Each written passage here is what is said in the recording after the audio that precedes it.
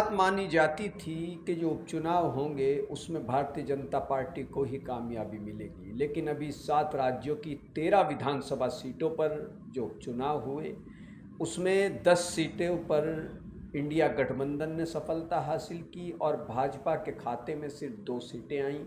एक सीट पर निर्दलीय प्रत्याशी कामयाब हुआ। तो जाहिर सी बात है कि अब जो मेहनत इंडिया गठबंधन के नेताओं द्वारा की जा रही है उसके नतीजे भी सामने आने लगे हैं।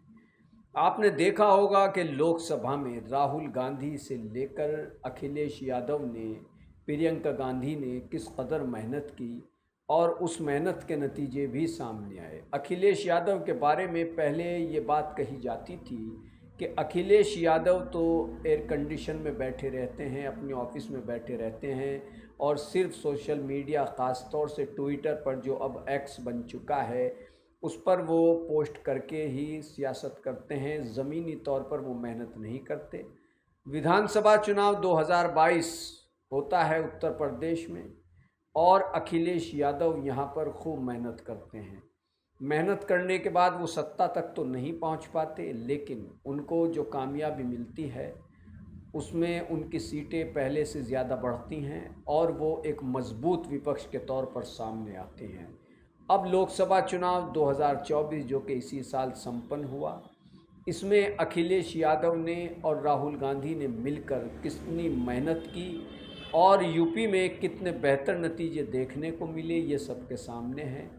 और लोकसभा चुनाव को लेकर अभी ये दौर ही चल रहा था कि कामयाबी कैसे मिली और भारतीय जनता पार्टी इस मंथन में लगी हुई थी कि आखिर उत्तर प्रदेश, जिसमें वो मानकर चल रही थी कि सबसे ज़्यादा सीटें उसी को मिलेंगी और वो वहाँ पर विजय का परचम लहराएगी, उपचुनाव ने उसकी नींद उड़ा दी है।